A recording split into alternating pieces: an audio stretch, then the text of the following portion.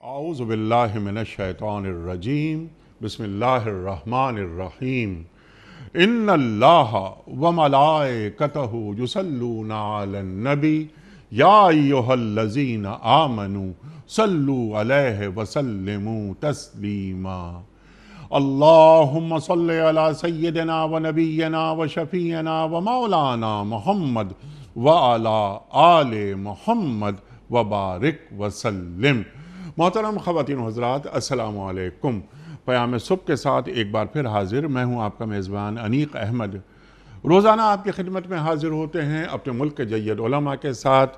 خواتین و حضرات، یہ علماء ہمیں قرآن کریم سے قریب کرتے ہیں۔ قرآن کریم کی کم از کم ایک آیت پر بات ہوتی ہے روزانہ۔ آیات 2، 3، 4، 5 بھی ہو جاتی ہیں۔ اگر وہ بڑی آیت ہے تو ہم اسے صرف ایک آیت تک محدود رکھتے ہیں۔ خواتین و حضرات، مقصد کیا ہے اس پروگرام کا؟ مقصد یہ کہ قرآن کریم کے ان موضوعات کو ہم سمجھ پائیں کہ اللہ تعالیٰ ہمیں کیسا دیکھنا چاہتا ہے اور ہمیں کہاں دیکھنا چاہتا ہے۔ یہ زمین والوں سے اللہ تعالیٰ کا آخری کلام جو ہم بار بار عرض کرتے ہیں کہ قرآن کریم یہ آخری آسمانی کتاب، فیہا کتب قیمہ، اللہ تعالیٰ فرما رہا ہے قرآن کریم کے حوالے سے۔ تو قرآن کریم میں کون کون سی خوبیاں ہیں؟ قرآن کریم کی عظمت کا بیان ہوتا ہے۔ قرآن کریم کو پڑھنے کا، سمجھنے کا، عمل کرنے کا، قرآن کریم کو آگے پہنچانے کا، یہ تمام جو کام ہیں، ذمہ داریاں ہیں بلکہ جو اہل ایمان پر اللہ تعالیٰ نے عائد کر رکھی ہیں، ان کے تعلق سے ہمارے ملک کے جید علماء تشریف لا کر ہم تک قرآنی علوم منتقل کرتے ہیں۔ خواتین و حضرات، آج ہم سورہ بنی اسرائیل کی آیت نمبر 110 کے تعلق سے سیکھیں گے۔ سرکار دو عالم صلی اللہ علیہ وآلہ وسلم کے ذریعے بات کی جا رہی ہے کہ اے نبی صلی اللہ علیہ وآلہ وسلم، ان سے فرما دیجئے کہ اللہ کہہ کر پکارو یا رحمان کہہ کر پکارو، جس نام سے بھی پکارو، اللہ کے سبھی نام اچھے ہیں۔ خواتین و حضرات، اعتراض ہوتا تھا کہ دیکھیے اللہ کے رسول صلی اللہ علیہ وآلہ وسلم اللہ کا ذکر بھی کرتے ہیں اور رحمان کا بھی، تو توحید کی بات آپ لوگ کرتے ہیں۔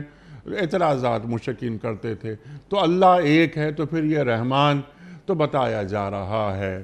خواتین و حضرات، قرآن کریم کے بہت سارے احکام، بہت ساری باتیں، نصیحتیں، روشنی اللہ تعالیٰ نے یا ایھا الذین آمنوا کے حوالے سے بیان کر دیں، لیکن جس بات کو بہت زیادہ اہمیت دینی ہے وہ سرکار دو عالم صلی اللہ علیہ وآلہ وسلم کے ذریعے امت اور انسانیت سے مخاطبت اللہ تعالیٰ فرماتا ہے قرآن کریم میں۔ یہ ہم نے جو اپنے اساتذہ سے سیکھا۔ 99 نام اللہ تعالیٰ کے صفاتی نام، ان ناموں کو اللہ تعالیٰ نے اپنے لیے خود منتخب کیا۔ اللہ اکبر۔ ان صفاتی ناموں کی کیا اہمیت ہے یہ بھی ہم سوال رکھیں گے۔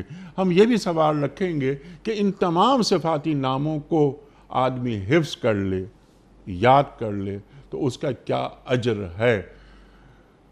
اللہ تعالیٰ فرما رہا ہے کہ اپنی نمازوں کو نہ بلند آواز سے، بہت زیادہ بلند آواز سے پڑھو، نہ انتہائی پست آواز سے، درمیان کا درجہ رکھو۔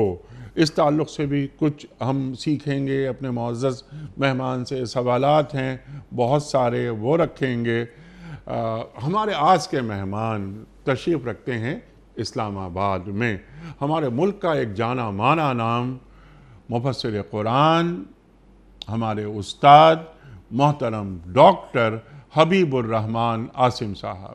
ڈاکٹر صاحب میں بڑا شکر گزار آپ تشریف لائے۔ خواتین و حضرات، ڈاکٹر صاحب کو کسی تعارف کی ضرورت نہیں، پورا ملک آپ کا معترف ہے۔ ہمیشہ ڈاکٹر صاحب کو بڑی قدر کی نگاہ سے دیکھا جاتا ہے اور توجہ سے سنا جاتا ہے۔ ڈاکٹر صاحب کو خوش آمدید کہتے ہوئے پروگرام کا آغاز اللہ تعالیٰ کے بابرکت نام سے سورہ بنی اسرائیل اور آیت نمبر 110۔ اعوذ باللہ من الشیطان الرجیم، بسم اللہ الرحمن الرحیم۔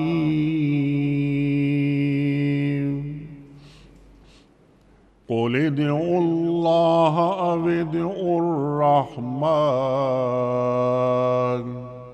أيما تدعوا فله الأسماء الحسنى ولا تجهر بصلاتك ولا تخافت بها وابتغ بين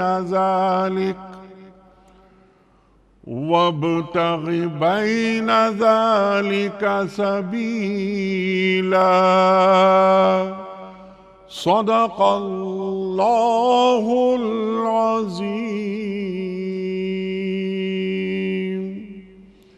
اے نبی صلی اللہ علیہ وآلہ وسلم، ان سے فرما دیجئے اللہ کہہ کر پکارو یا رحمان کہہ کر، جس نام سے بھی پکارو اس کے لیے سب اچھے ہی نام ہیں، اور اپنی نماز نہ بہت زیادہ بلند آواز سے پڑھو اور نہ بہت پست آواز سے، ان دونوں کے درمیان اوسط درجے کا لہجہ اختیار کرو۔ صدق اللہ العظیم۔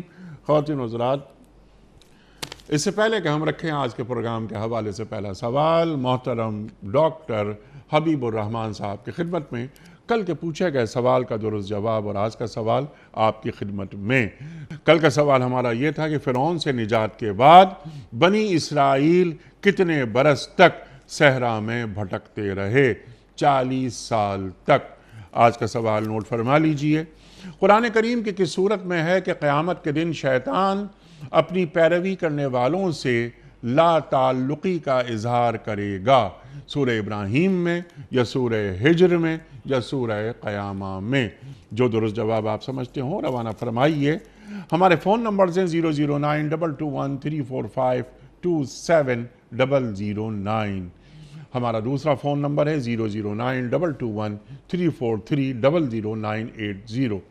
ہمارا ای میل ایڈریس ps@duniatv.tv، ہمارا SMS کا نمبر 3031، اور ہمارا واٹس ایپ کا نمبر ہے 00923218250194۔ ڈاکٹر صاحب ارشاد فرمائیے، سرکار دو عالم صلی اللہ علیہ وآلہ وسلم کے ذریعے اللہ تعالی مخاطبت فرما رہا ہے پوری انسانیت سے۔ کیا یہ حکم ہے، کیا اللہ تعالیٰ کی طرف سے روشنی ہے؟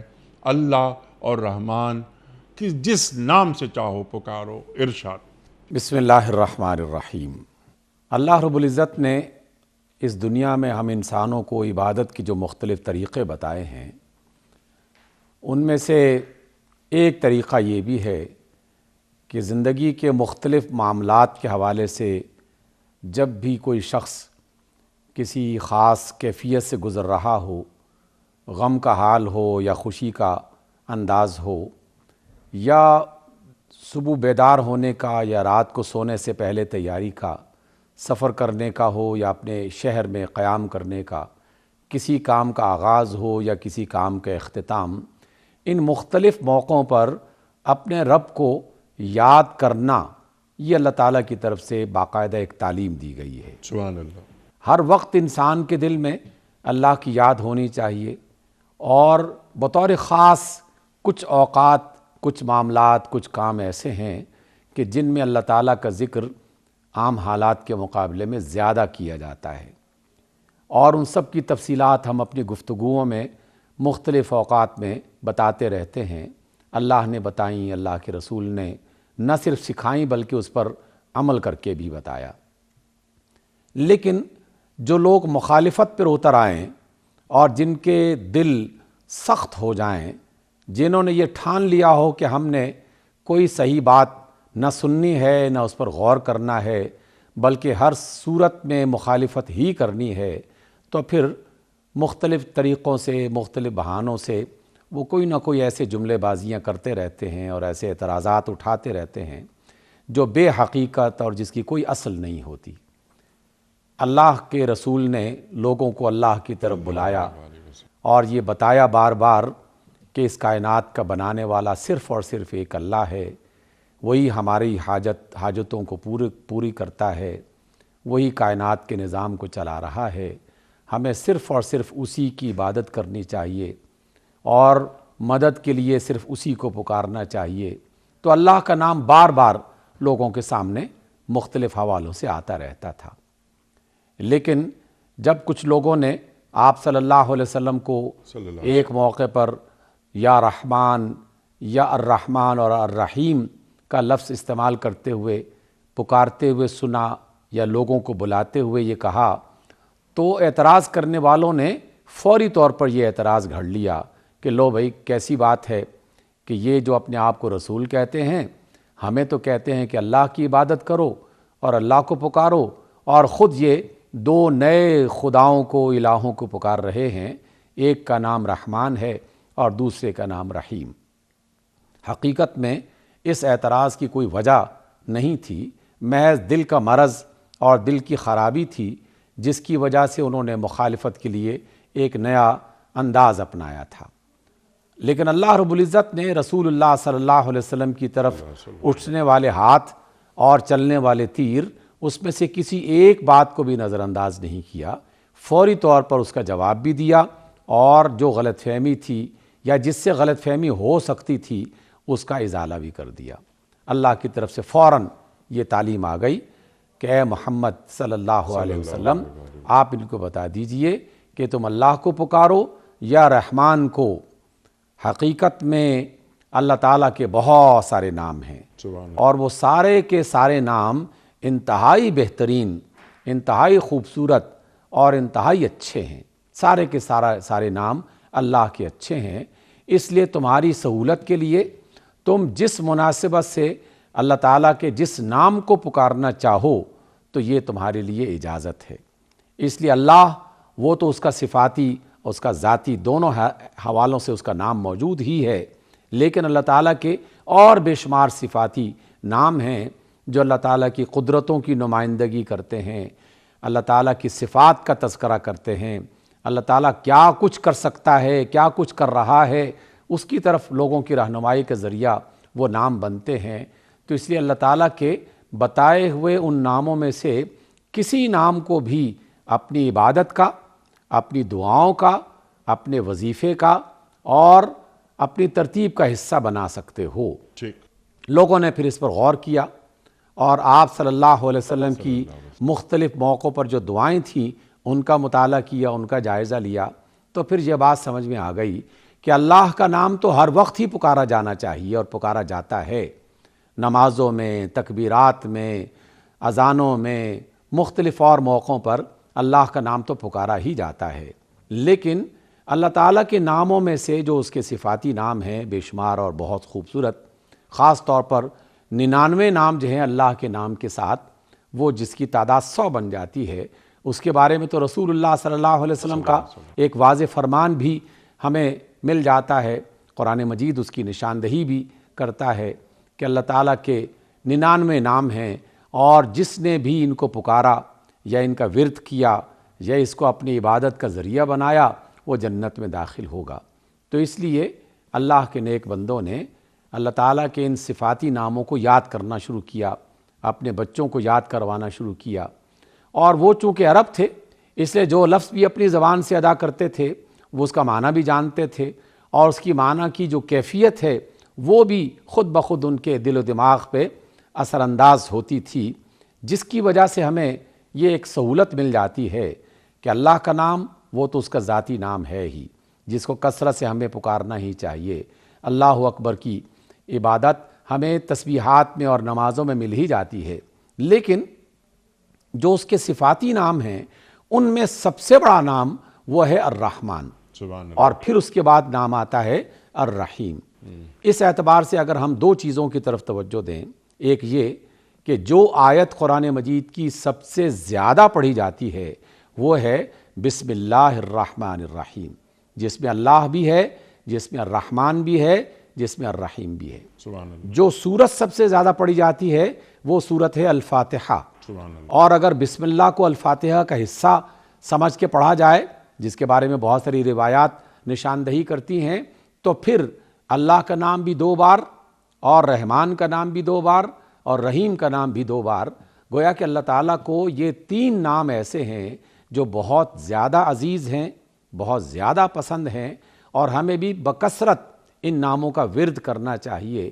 اور زیادہ بہتر یہ ہوگا کہ جو شخص بھی اللہ اکبر یہ جب لفظ بولتا ہے، رحمان خاص طور پر جب الرحمن بولتا ہے اور الرحیم بولتا ہے تو ان دونوں لفظوں کے بنیادی معانی وہ بھی اپنے دل و دماغ میں رکھے اور اس پر توجہ بھی دے۔ اور یہ اللہ تعالیٰ نے انسانی نفسیات کا ایک پورا جو نظام بنا رکھا ہے، لوگوں کی صدیوں کی تحقیق یہ بتاتی ہے کہ جس بات کو بھی انسان بار بار سوچتا ہے اور بار بار اپنی زبان سے بھی اس کو ادا کرتا ہے یا اپنے عمل سے اس کا اظہار کرتا رہتا ہے، تو اللہ تعالیٰ کی طرف سے بنائے ہوئے اس فطری نظام میں خود بخود یہ ایک طاقت رکھی گئی ہے کہ اس نام کا اثر، اس سوچ کا اثر، اس خیال کا اثر اس کی ذات اور اس کی شخصیت میں پڑنا شروع ہو جاتا ہے، اور پھر اس کے اندر وہ خوبی پیدا ہونا شروع ہو جاتی ہے یا بیدار ہونا شروع ہو جاتی ہے جس خوبی کو وہ بار بار سوچتا ہو، جس خوبی کو وہ بار بار پڑھتا ہو یا جس کو بیان کرتا ہو۔ تو اللہ تعالیٰ کی بڑی صفات میں سے جس کو خود اس نے بہت بڑی صفت قرار دیا ہے وہ ہے رحمت، اور جس کا مظاہرہ الرحمن اور الرحیم کی صورت میں کیا جاتا ہے اور جس کا اظہار ہوتا ہے۔ تو اس لیے ہمیں اپنی دعاؤں میں، اپنی عبادات میں، اپنے خیالات میں، اپنی سوچوں میں الرحمن کو اور الرحیم کو بہت زیادہ جگہ دینی چاہیے۔ خود اللہ رب العزت فرماتے ہیں کہ ان رحمتی وسعت کل شیء، کہ میری رحمت ہر چیز کو احاطے میں لیے ہوئے ہے، اسے گھیرے ہوئے ہے، اسے ڈھانپے ہوئے ہے، یعنی اس کی صفات میں سے صفت رحمت سب سے بڑی صفت ہے، اور اسی کی آس اور امید پر ہم اپنی خطاؤں اور اپنی غلطیوں کے باوجود یہ توقع رکھتے ہیں کہ اے رب تیری رحمت چونکہ ہر چیز کو ڈھانپے ہوئے ہے، اس لیے ہماری خطاؤں کو بھی تو ہی ڈھانپنے والا ہے، تو ہی چھپانے والا ہے۔ ہم تیرے رحمت کے پردے میں اپنے ان گناہوں کو چھپا کر تجھ سے نجات کی اور جنت کی اور تیری رضا کی دعا بھی کرتے ہیں، امید بھی رکھتے ہیں، توقع بھی رکھتے ہیں۔ تو اس اعتبار سے اللہ رب العزت نے یہ بات سکھائی کہ تم اللہ کہہ کر پکارو تب بھی کوئی حرج نہیں، اور اگر الرحمن کہہ کے پکارو یا الرحیم کہہ کے پکارو یا اللہ تعالیٰ کے جو دیگر نام ہیں ان میں سے کسی نام کو اپنی عادت بنا لو، تو یہ سارے کے سارے نام اچھے ہیں، ان اچھے ناموں سے اپنے اللہ کو یاد کر سکتے ہو۔ سبحان اللہ، سبحان اللہ۔ اور کتب علی نفسہ الرحمہ، اللہ تعالیٰ نے رحمت کو اپنے اوپر واجب کر لیا۔ اللہ اکبر، اللہ اکبر۔ ڈاکٹر صاحب، یہ اللہ رحمان رحیم، اس تعلق سے آپ نے تفصیلی گفتگو عطا فرمائی۔ اللہ تعالیٰ کے دیگر اسماء، یعنی اسماء الحسنہ، یہ سبھی پیارے پیارے ہیں، اللہ تعالیٰ فرما رہا ہے۔ تو یہ جو 99 جو صفاتی نام ہیں، یہ نام اللہ تعالیٰ نے اپنے لیے خود منتخب کیے۔ اللہ اکبر۔ اور سرکار دو عالم صلی اللہ علیہ وآلہ وسلم کا فرمان کہ جو ان ناموں کو یاد کر لیتا ہے وہ جنت کا مستحق ہو جاتا ہے، جیسے کہ آپ نے ہمیں ابھی تعلیم فرمایا۔ ڈاکٹر صاحب، ایک سوال آپ کی خدمت میں یہ کہ اللہ تعالیٰ کے جو صفاتی نام ہیں تمام، یہ مالک، خالق، باری، مصور، ملک، عزیز، محیمن وغیرہ، اللہ اکبر، اللہ اکبر، کیسے کیسے صفاتی نام، کیا یہ صفاتی نام ہم اس انداز سے دیکھیں کہ معرفت الہی میں ہمیں آسانی ہو جائے، یا ہم بس ان ناموں کو پڑھ کر انہیں اپنے اندر اتار لیں؟ کیا ہمیں ان صفاتی ناموں پر غور بھی کرنا چاہیے؟ انیک بھائی، انسانی دنیا میں جس بات کی طرف توجہ نہ کی جائے وہ بات کسی نہ کسی درجے میں تو اپنا اثر دکھاتی ہے، لیکن زیادہ بہتر اثر لینا ہو، زیادہ بہتر فوائد حاصل کرنا ہو تو پھر اس کی طرف توجہ لازماً دینی چاہیے۔ سبحان اللہ، سبحان اللہ۔ اور یہ بات تمام کاموں میں، تمام عبادات میں، تمام عادتوں میں بنیادی توجہ بنتی ہے۔ میں سب سے پہلے قرآن و سنت کی روشنی میں یہ بات آپ کے ذریعے سے اور آپ کے واسطے سے سننے دیکھنے والوں کو منتقل کرنا چاہتا ہوں کہ رسول اللہ صلی اللہ علیہ وسلم نے ارشاد فرمایا کہ جب کوئی شخص نماز کی حالت میں اللہ کی طرف متوجہ ہوتا ہے، متوجہ ہونے کا مطلب یہ نہیں ہے محض کہ اس نے چہرہ قبلے کی طرف کر لیا ہے، لیکن دل و دماغ کہیں اور ہیں، سوچنا کچھ اور ہے، لیکن جب وہ توجہ کرتا ہے تو اللہ رب العزت بھی اپنا چہرہ اس کی طرف کر لیتا ہے۔ اللہ اکبر۔ اس سوچ کو، یعنی اس کو آدمی سوچے تو اس کے رونگٹے کھڑے ہو جائیں کہ کتنی بڑی عظمت انسان کو مل رہی ہے، وہ ایک جلال اور ہیبت میں مبتلا ہو جائے کہ کائنات کا رب اپنا چہرہ میری طرف کیے ہوئے ہے۔ تو اس صورت میں جو نماز پڑھے گا یقیناً وہ پھر سیدنا علی علیہ السلام کی نماز کے قریب ہونے کی کوشش کر رہا ہوگا، یا رسول اللہ صلی اللہ علیہ وسلم کی نماز کی کیفیت میں اترنے کی کوشش کر رہا ہوگا۔ یعنی اس نماز کی تو ہم کوئی صفت بیان ہی نہیں کر سکتے کہ وہ کس قدر اور کس درجے میں قبولیت کا وہ پا رہی ہوگی شرف۔ اس اعتبار سے جس کام کو بھی کیا جائے اس کی طرف پوری توجہ اختیار کی جائے، اور پھر رسول اللہ صلی اللہ علیہ وسلم بھی اسی بات کی طرف توجہ دیتے ہیں۔ اللہ کے رسول فرماتے ہیں کہ جو دعا غافل دل سے مانگی جائے اللہ تعالیٰ اس دعا کی طرف توجہ نہیں کرتا، یعنی اس کو خاطر میں نہیں لاتا، اس کو قبول کرنے نہ کرنے کے بارے میں اللہ تعالیٰ کوئی دھیان اس وجہ سے نہیں دیتا کہ جو مانگنے والا ہے وہ دھیان نہیں دے رہا کہ وہ کیا مانگ رہا ہے۔ تو یہ ایک طرح کی بد اخلاقی بھی بن جاتی ہے، اور دوسرے اعتبار سے اللہ تعالیٰ اس بات کی طرف توجہ دلا رہا ہے کہ جب بھی کوئی دعا کرو، چاہے وہ تھوڑی ہو، کم وقت کے لیے ہو، مقدار میں کم ہو، لیکن اگر توجہ سے اور اپنے آپ کو اللہ کی طرف متوجہ کرتے ہوئے وہ دعا کی جائے گی تو وہ دعا قبول ہو جائے گی۔ ہمارے معاشرے میں ایک عام سے جملہ بولا جاتا ہے کہ جو دعا دل سے کی جائے گی وہ اللہ تعالیٰ کے ہاں لازماً قبول ہوگی۔ یہ دل سے دعا کرنے کا مطلب کیا ہے؟ ایسا نہیں ہے کہ اس میں آواز شامل نہ ہو، اس سے مراد یہی ہے کہ پورے اخلاص کے ساتھ اور پوری توجہ کے ساتھ، اس یقین پر کہ میرا رب میری پکار کو سن بھی رہا ہے اور وہ اسے پورا کرنے کی قدرت بھی رکھتا ہے، اور اللہ سے پوری توقع ہے کہ وہ میری اس پکار کو سننے کے بعد اس کو پورا بھی کر دے گا۔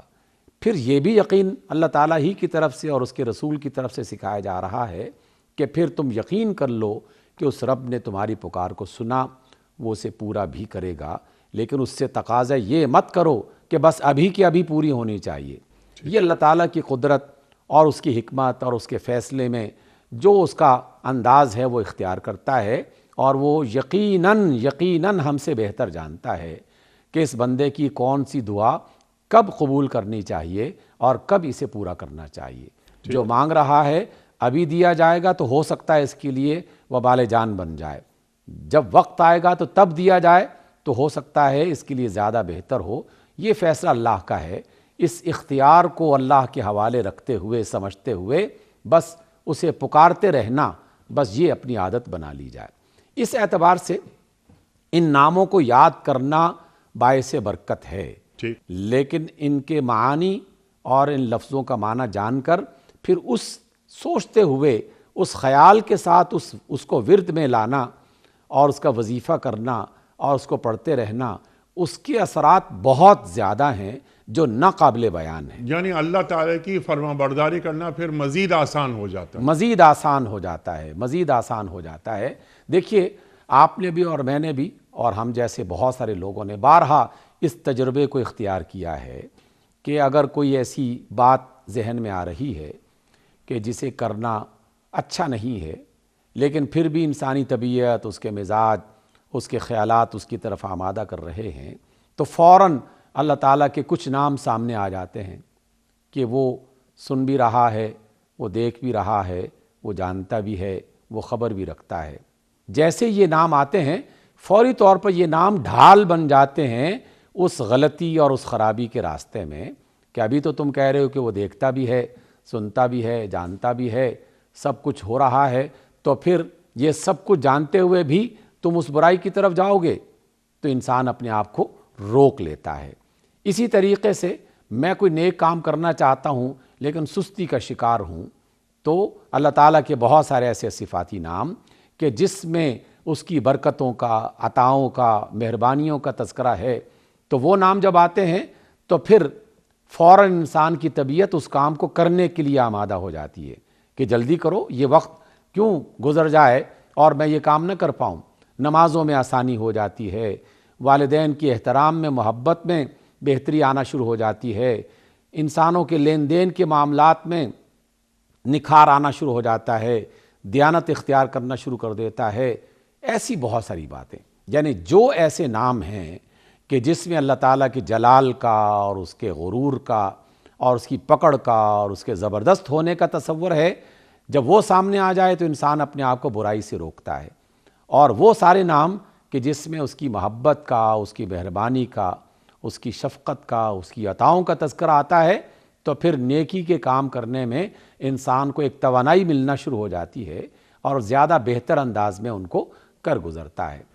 اب میں انیق بھائی ایک اور بات جو ہماری زندگی میں اور دنیا میں جو علوم مختلف پھیلے، خاص طور پر نفسیات کا علم جو ہے، سائیکالوجی میں جو لوگ تحقیق کرتے رہتے ہیں اور انسانی تجربوں سے حاصل کرتے ہیں، وہ اس بات پر مکمل طور پر اتفاق کرتے ہیں کہ ایک شخص ایک کام مسلسل کرتا رہے اور ایک عرصے تک کرتا رہے، لیکن بغیر خیال اور نیت اور ارادے اور توجہ کے کرے تو اس کے وہ اثرات برآمد نہیں ہوتے، لیکن اگر وہی کام تھوڑے وقت کے لیے پوری توجہ کے ساتھ کرے گا تو لازماً اس کے اثرات کئی گنا بڑھ جاتے ہیں۔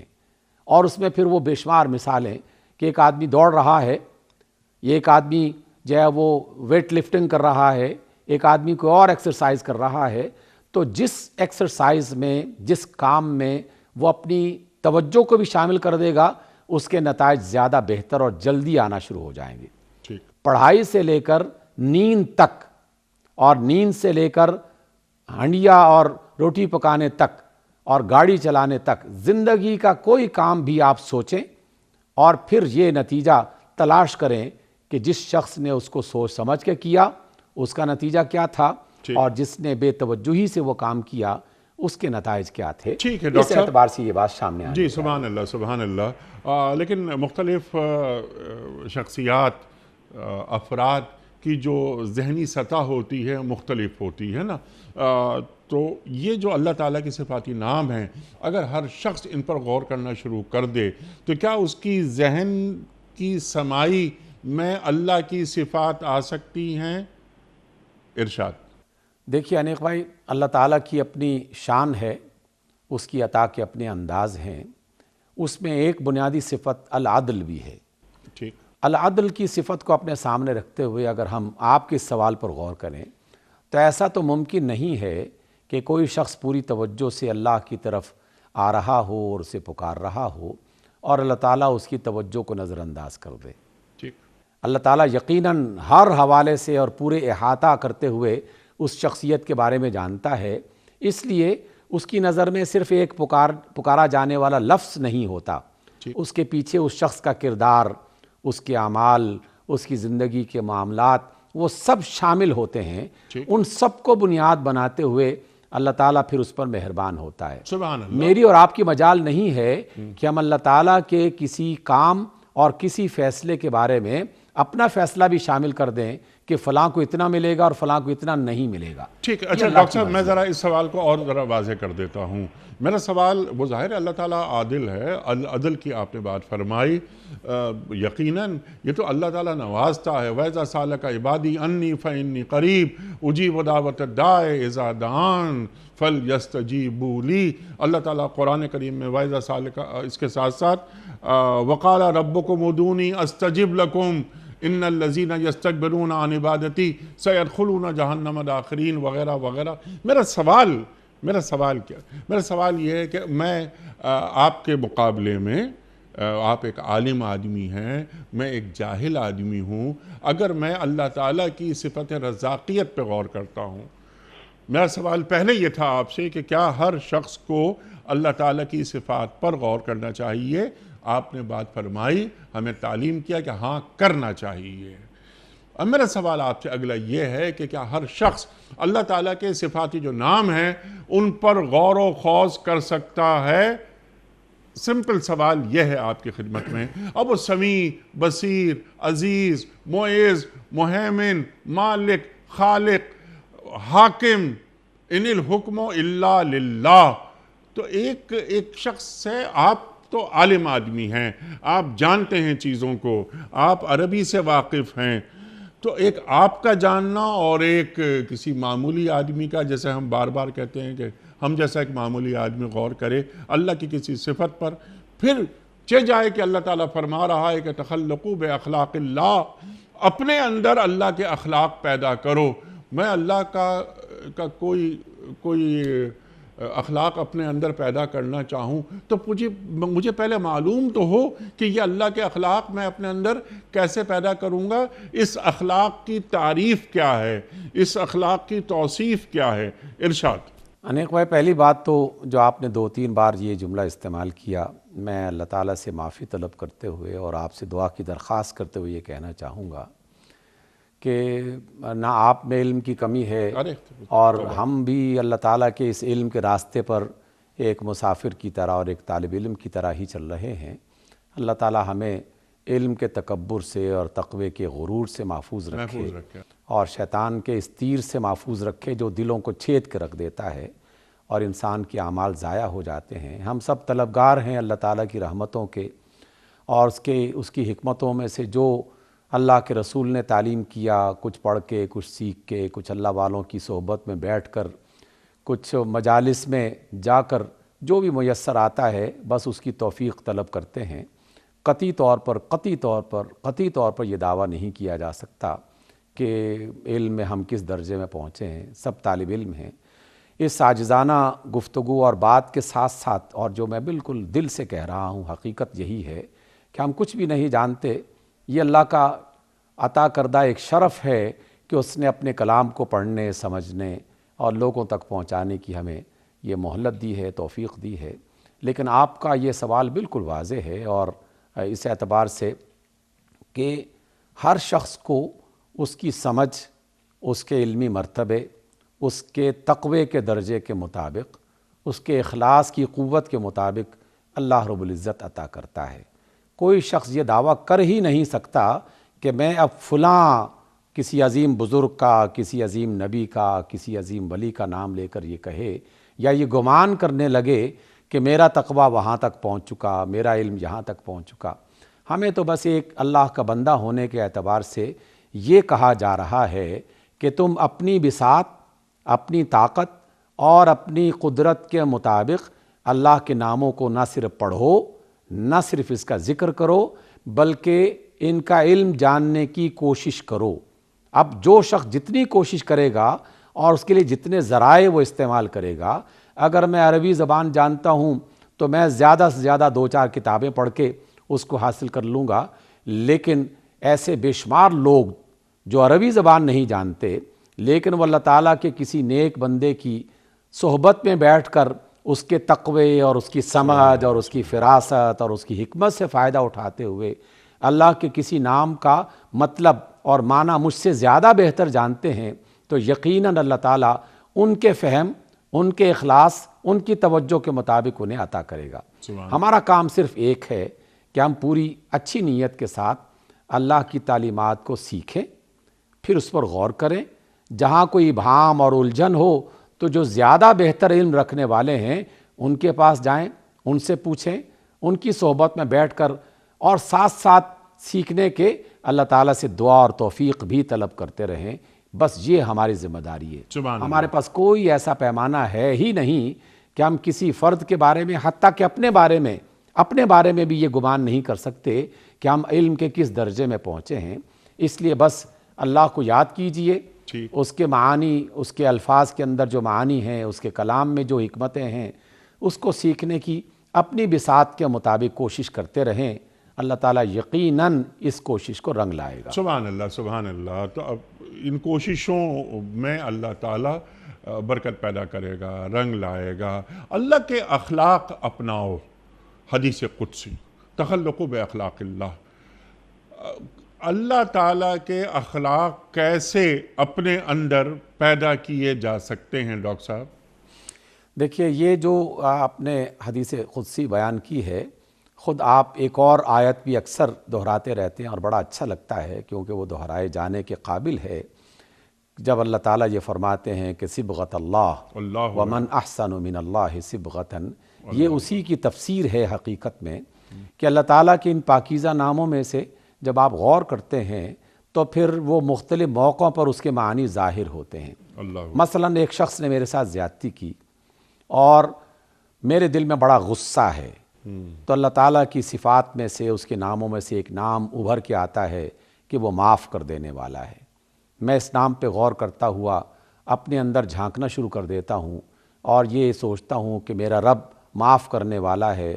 میں دن رات اس سے معافی طلب کرتا ہوں اور یہ گمان کرتا ہوں کہ میرا رب ہی مجھے معاف کر سکتا ہے، لیکن اس اللہ کے رسول نے یہ بھی تو سکھایا ہے کہ اللہ سے معافی مانگنے سے پہلے اپنے اندر دوسروں کو معاف کرنے کا جذبہ پیدا کرو۔ سبحان اللہ۔ بس جیسے ہی میں نے کسی بندے کو اس کی غلطی کے باوجود معاف کرنے کا خلق، جس کی جمع اخلاق ہے، جی جی، وہ اختیار کیا، وہ عادت اختیار کی، تو میں اس یقین کو پہنچ جاؤں گا کہ میرا رب بھی یقیناً مجھے معاف کرے گا۔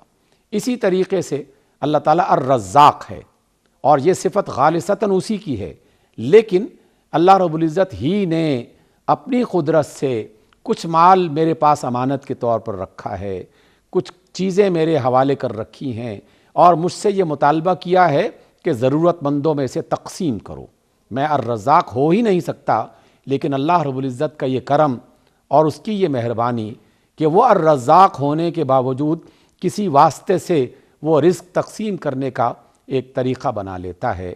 تو جس شخص نے اللہ کی عطا کردہ کسی نعمت کو قابو کر لیا، اس پر سانپ بن کے بیٹھ گیا، کنجوسی کا مظاہرہ کیا، ٹھیک، تو وہ اللہ تعالیٰ کی اس صفت الرزاق اور وہ پکارتا رہے تو وہ اس کی برکات سے اس طرح مستفید نہیں ہو سکتا جس طرح ایک سخی سخاوت کرتے ہوئے، عطا کرتے ہوئے، لوگوں کو دیتے ہوئے پھر وہ اس کی طرف متوجہ ہوتا ہے کہ میری کیا مجال کہ میں لوگوں کو رزق تقسیم کروں۔ یہ تو الرزاق ہے کہ تو نے ایک امانت میرے حوالے کی اور مجھے اس بات کی توفیق دی کہ میں اسے تقسیم کروں۔ سبحان اللہ۔ اچھا ڈاکٹر صاحب، یہ جو اللہ تعالیٰ کی صفات جس جانب آپ نے اشارہ فرمایا کہ ان اخلاقیات کو یا ان خلائق کو آدمی اپنے اندر اپنائے، حاصل کرے، تو اس میں کچھ اللہ تعالیٰ کے صفاتی نام مثال کے طور پر جیسے منتقم ہے، یہ اللہ تعالیٰ کا نام، جبار، قہار ہم پڑھتے ہیں، تو ان سے گریز کرتا رہے، یہ اللہ تعالیٰ ہی سے منسوب ہیں اور اللہ ہی کے لیے ہیں۔ انیک بھائی، یہ بڑی اچھی بات آپ نے کہی۔ میں جب بھی ان صفاتی ناموں کو پڑھتا ہوں تو رسول اللہ صلی اللہ علیہ وسلم کی صورت میں تو اسوہ حسنہ ہے ہی، جی، لیکن سیدنا علی کئی موقعوں پر ان صفاتی ناموں کا مظہر دکھائی دیتے ہیں۔ میں نے کئی سیرت کی کتابوں میں یہ بات پڑھی کہ جب گستاخان رسول کو سزا دینے کا موقع آیا تو جناب رسول اللہ صلی اللہ علیہ وسلم نے سیدنا علی کو بعض اوقات یہ ذمہ داری دی اور باقاعدہ انہیں سزا دی، قتل کیا اور انتقام لیا۔ لیکن بات صرف یہ ہے کہ اللہ تعالیٰ نہ صرف منتقم ہے بلکہ عدل اس کے ساتھ بنیادی صفت کے طور پر ہے۔ تو جب کوئی شخص منتقم بنتا ہے تو عدل کو اپنے ساتھ شامل کر کے پھر وہ انتقام لے گا۔ رسول اللہ صلی اللہ علیہ وسلم نے جو یہ تعلیم سکھائی تو پھر سیدنا علی عین محاذ جنگ میں ایک شخص کو قتل کرنے سے پہلے محض تھوکنے کی وجہ سے اسے چھوڑ دیتے ہیں کہ انتقام اس وجہ سے پہلے تو تھا کہ اللہ کے رسول کا باغی ہے اور آپ کو زیادتی کے ساتھ نقصان پہنچانے کی کوشش کرتا ہے، اللہ کا مخالف ہے، لیکن ذاتی غرض کے لیے نہیں، ذاتی غصے کے لیے نہیں۔ اس لیے جب ایک مومن اللہ تعالیٰ کی ان صفات کو کہ جس میں وہ جلال دکھائی دیتا ہے، وہ انتقام والی کیفیت نظر آتی ہے، وہ الجبار اور القہار کی شکل میں آتا ہے، تو وہ دیگر صفات سے الگ نہیں ہے، وہ اس کے ساتھ شامل ہو جائیں گی۔ تو پھر وہ انسان جب الجبار یا القہار کی کیفیت میں میدان میں اترے گا تو وہاں پر بھی اپنی ذاتی دشمنی کی بنیاد پر کسی پر ظلم نہیں کرے گا اور کسی پر زیادتی نہیں کرے گا۔ اس اعتبار سے ان صفات کا ایک مجموعہ اپنے اندر پیدا کرتے ہوئے وہ اعتدال اختیار کرنا چاہیے کہ جس میں کوئی بھی شخص اپنی حد سے آگے نہیں بڑھ سکے۔ سبحان اللہ۔ اعتدال کا ہمیشہ خیال رکھنا چاہیے۔ عدل کی جو بات، منتقم، انتقام، عدل کے ساتھ، سبحان اللہ سبحان اللہ، قہاریت، جباریت، عدل کے ساتھ، سبحان اللہ سبحان اللہ۔ ڈاکٹر صاحب، آپ نے بہت اہم نقطہ یہ کھول دیا۔ اب یہاں عدل کی بات ہو رہی ہے، اعتدال کی بات ہو رہی ہے، وَكَذَلِكَ جَعَلْنَاكُمْ أُمَّةً وَسَطًا کی بات کر لیتے ہیں جو آخری حصہ ہے اس آیت کا، نماز پڑھو، اعتدال کے ساتھ، نہ تمہاری آواز اتنی بلند ہو اور نہ اتنی پست ہو، درمیان کا لہجہ اختیار کرو۔ اللہ تعالیٰ کیا تعلیم دے رہا ہے ڈاکٹر صاحب؟ دیکھیے، اس میں اعتدال کی جو بات یہاں بیان کی گئی، اس میں دو ہمیں حکمتیں سمجھ میں آتی ہیں۔ ایک تو یہ کہ آدمی جب اعتدال کی راہ کو اختیار کرتا ہے، یعنی آواز معمولی سی وہ آواز جسے وہ خود سن سکتا ہو، وہ قرآن مجید کی آیات پڑھتے ہوئے، نماز میں جو تسبیحات پڑھی جاتی ہیں اس کو پڑھتے ہوئے، تو یہ جو خود سنی جانے والی آواز ہے یہ اس آدمی کو بیدار رکھتی ہیں، اس کی توجہ کو برقرار رکھتی ہے۔ اگر وہ اس کو بالکل خاموشی سے کھڑا ہو جائے اور اپنے دل میں دہرانا شروع کر دے تو شیطان بہت جلد اسے نماز سے ادھر ادھر لے جا سکتا ہے اور غافل کر دیتا ہے۔ لیکن اگر وہ زیادہ بلند آواز میں پڑھنا شروع کر دے تو آس پاس کے لوگ یا تو پریشان ہوں گے، یا پھر شیطان ایک وار کرے گا اور اس کے دل میں یہ خیال بھی پیدا کر سکتا ہے کہ واہ کیا بات ہے، کتنی اچھی نماز پڑھ رہے ہو، یعنی اس کی نماز کو غرور اور تکبر کی صورت میں برباد کر سکتا ہے، یا دوسروں کے لیے پریشانی بنا کر اس کے لیے اس کے ثواب میں کمی کا باعث بن سکتا ہے۔ اس لیے اعتدال ادب کا اور احترام کا ایک بہت ہی خوبصورت انداز ہے۔ کوئی بھی کام کیا جائے، ادب اور احترام پر جتنا آپ غور کریں گے، جتنا میں غور کرتا ہوں، تو اس میں اعتدال ہی اس ادب کو اور احترام کو برقرار رکھتا ہے۔ میں جب کسی کو پکاروں، اگر اتنی دھیمی آواز میں کہ وہ سن نہ سکے، اگرچہ اللہ تعالیٰ سمیع ہے، لیکن اس کے باوجود بھی انسانوں کے اندر وہ بنیادی عادات اور اخلاقیات وہ سکھانا چاہتے ہیں اللہ رب العزت، تاکہ اپنی زندگی میں جب بھی وہ کوئی کام کرنا چاہے تو اس اعتدال کو اختیار کرے۔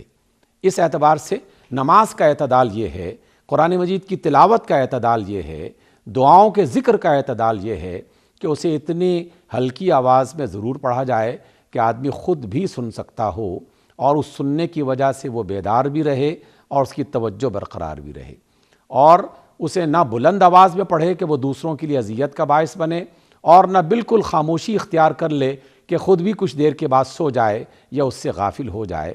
تو اس اعتبار سے اللہ کے رسول صلی اللہ علیہ وسلم نے یہ تعلیم دی اور اسی کو ہی اختیار کرنا چاہیے۔ سبحان اللہ، سبحان اللہ۔ اچھا ڈاکٹر صاحب، کچھ جہری نمازیں ہیں، فجر، مغرب، عشاء، سری نمازیں، ظہر اور عصر۔ جو جہری نمازیں ہیں ہم بآواز بلند پڑھتے ہیں، لیکن اعتدال جو نقطہ آپ نے واضح کر دیا اللہ تعالیٰ قرآن کریم میں فرما رہا ہے۔ سری نمازیں جو ہوتی ہیں، ظہر اور عصر، جو ہم دل میں پڑھتے ہیں، تو کیا اس کے لیے بھی ضروری ہے کہ کم از کم اتنی آواز میں پڑھیں کہ ہمارے کان سن سکیں؟ اسے بہتر سمجھا گیا ہے، لیکن اگر ایک جماعت ہے اور جماعت کی شکل میں ایک بڑی تعداد میں لوگ کھڑے ہوئے ہیں اور وہ نماز ادا کر رہے ہیں، تو اس آواز کو آپ نے خود ہی اس کی وضاحت بڑی اچھی فرما دی۔ یہ جملہ بتا رہا ہے کہ جو آواز میرے کان سن رہے ہیں، یقیناً مجھے اپنی آواز کو اسی حد تک رکھنا چاہیے۔ میں اپنے ساتھ کھڑے ہوئے فرد کو وہ نہ سنانا چاہوں، یہ خیال کرتے ہوئے کہ کہیں اس کی نماز میں خلل پیدا نہ ہو جائے۔ تو وہ اعتدال آدمی قائم کر سکتا ہے، یعنی جس طرح ہم اپنے کسی موبائل اور اپنے کسی ریڈیو اس کی باقاعدہ آواز کو ٹیون کر لیتے ہیں اور اس کی ایک آواز جو صرف ہم تک سنائی دے، پڑوسیوں کی طرف نہ جائے یا پڑھنے والے کمروں میں نہ جائے، تو ہم جس طرح اس کو برقرار رکھ لیتے ہیں اور اس کا ایک اندازہ ہمیں ہو جاتا ہے، تو ہر ایک شخص نماز پڑھتے وقت یہ اندازہ بنا سکتا ہے کہ اس کے ساتھ کھڑا ہوا جو مقتدی ہے، نمازی ہے، اس کا بھائی، وہ اس کی نماز کی وجہ سے پریشان نہ ہو جائے، لیکن وہ بالکل چپ سادے کھڑا ہو جائے، ایسا بھی نہ ہو کہ اس کے اپنے ہونٹ بھی حرکت نہ کر رہے ہوں اور وہ پڑھ بھی نہ رہا ہو، تو یقیناً اس سے انسان آہستہ آہستہ سستی کا شکار ہو جائے گا اور نماز میں غفلت پیدا ہو جائے گی۔ سبحان اللہ، سبحان اللہ۔ نماز کے ساتھ ساتھ آپ نے دعا کو بھی اس میں شامل فرمایا۔ سرکار دو عالم صلی اللہ علیہ وآلہ وسلم کا گزر ہو رہا تھا اور کچھ لوگ زور سے دعائیں مانگ رہے تھے، تو اللہ کے رسول صلی اللہ علیہ وآلہ وسلم ٹھہرے اور آپ نے تعلیم فرمایا کہ تم اتنی زور زور سے دعائیں کیوں مانگ رہے ہو؟ تم کسی بہرے سے تو نہیں مخاطب ہو رہے؟ جی بالکل۔ اللہ اکبر۔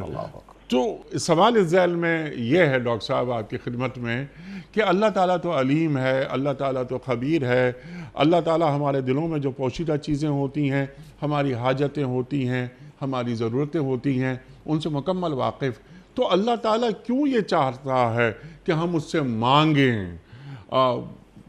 یعنی ایک متوازن انداز میں اعتدال کے ساتھ، جو آپ نے بالکل واضح کر دی یہ بات، اگر میں اللہ تعالیٰ کے حضور سر جھکا کے بیٹھا ہوں تو میرے دل میں جو چاہت ہے، جو طلب ہے، جو دعا ہے، وہ تو اللہ کے علم میں ہے، وہ علیم ہے، وہ خبیر ہے، تو کیوں زبان سے دعا مانگنے کو اہمیت دی گئی ہے؟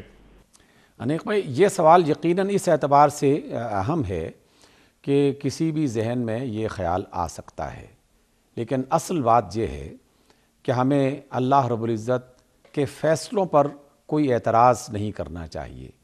اصل بات یہ ہے کہ اللہ رب العزت جس کام کو جس انداز میں کرنے کا حکم دے دے، وہ یہ دیکھنا چاہتا ہے، حالانکہ وہ جانتا ہے، لیکن پھر بھی وہ دیکھنا چاہتا ہے کہ یہ میرا بندہ میری بات کو سن بھی رہا ہے اور جانتا بھی ہے، پھر اس پر عمل کر رہا ہے کہ نہیں کر رہا۔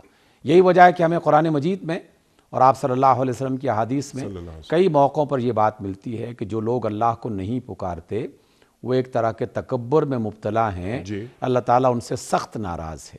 جو نماز نہیں پڑھتے وہ متکبرین ہیں، تکبر اور غرور کرنے والے ہیں کہ وہ اللہ کے سامنے جھکنا نہیں چاہتے، اس وجہ سے وہ نماز ادا کر نہیں رہے، حالانکہ اللہ تعالیٰ کے لیے جھکنے والے کروڑ ہا کروڑ فرشتے کائناتوں میں مخلوقات موجود ہیں، لیکن اللہ تعالیٰ نے ایک نظام اپنی مرضی سے بنایا ہے، اور خود قرآن مجید میں یہ بات کہہ دی گئی کہ اللہ تعالیٰ سے کوئی یہ نہیں پوچھ سکتا کہ تو نے یہ کام کیوں کیا ہے، یفعل ما یرید، وہ جو چاہتا ہے کرتا ہے۔ اس نے ہمارے لیے ایک کام پسند فرمایا اور کہا کہ یہ کام تم نے اسی طریقے سے کرنا ہے۔ اگر ان سوالات کو ہم جگہ دینا شروع کر دیں تو ہر قدم پہ یہ سوال اٹھایا جا سکتا ہے کہ آخر وضو کرنے کی کیا ضرورت ہے، ابھی وضو کر کے آیا تھا، اور اگر وہ وضو ساقط ہوا ہے تو پھر دوبارہ اس ساری ایکسرسائز کو کرنے کی کیا ضرورت ہے، قبلے کی طرف منہ کرنے کی کیا ضرورت ہے، جبین زمین پر لگانے کی کیا ضرورت ہے۔ اللہ تعالیٰ تو ہر جگہ موجود ہے، لیکن اللہ تعالیٰ کو یہ بات پسند ہے، وہ یہ چاہتا ہے کہ میرے بندے میرے سامنے جھکیں، اس طریقے سے جھکیں، اتنی بار جھکیں، مجھ سے دعا مانگیں، مجھ سے طلب کریں، مجھ سے اپنی حاجتیں پوری کرنے کے لیے امیدیں اور آرزوئیں رکھیں۔ یہ ہمارا رب چاہتا ہے، تو جب چاہتا ہے تو ہم کون ہوتے ہیں کہ اس سے یہ کہیں کہ تو سب کچھ جانتا ہے، تو پھر ہماری حاجتیں بغیر طلب کیے اور بغیر مانگے پوری کیوں نہیں کرتا؟ بس وہ چاہتا ہے، تو اس وجہ سے ہمیں اس کے سامنے سر جھکانا ہے اور اطاعت کرنی ہے۔ سبحان اللہ، سبحان اللہ، اللہ تعالیٰ کا حکم ہے اور ہمارا مانگنا اللہ تعالیٰ سے اللہ تعالیٰ کو اچھا لگتا ہے۔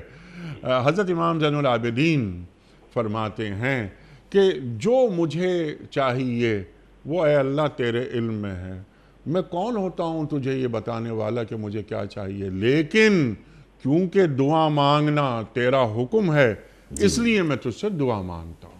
بالکل ایسا ہی۔ اللہ اکبر، اللہ اکبر۔ ڈاکٹر صاحب، بہت ساری گفتگو آپ سے ہوئی، مزید گفتگو ہو سکتی ہے، لیکن وقت یہاں مکمل ہوا ہمارے آج کے پروگرام کا۔ آپ نے سورہ بنی اسرائیل کی آیت نمبر 110 پر تفصیلی گفتگو عطا فرمائی اور تمام نکات ہم تک منتقل کیے کہ اللہ تعالیٰ کیا فرما رہا ہے اور سرکار دو عالم صلی اللہ علیہ وآلہ وسلم کے ذریعے فرما رہا ہے۔ اللہ رحمان اور تمام صفاتی نام اللہ تعالیٰ کے سبھی نام اچھے ہیں۔ اللہ اکبر، اللہ اکبر۔ اور اللہ رحمان اور رحیم پر ڈاکٹر صاحب نے تفصیلی کلام فرمایا کہ ان صفاتی ناموں کی کتنی اہمیت ہے۔ خواتین و حضرات، ڈاکٹر صاحب کے ہم بڑے ممنون، بڑے شکر گزار، آپ تشریف لائے اور آپ نے ہماری علمی کمی کو دور فرمایا، قرآن کریم سے ہمیں قریب کیا اور قرآن کریم کا علم ہم تک منتقل کیا۔ ڈاکٹر صاحب، آپ کا ایک بار پھر شکریہ۔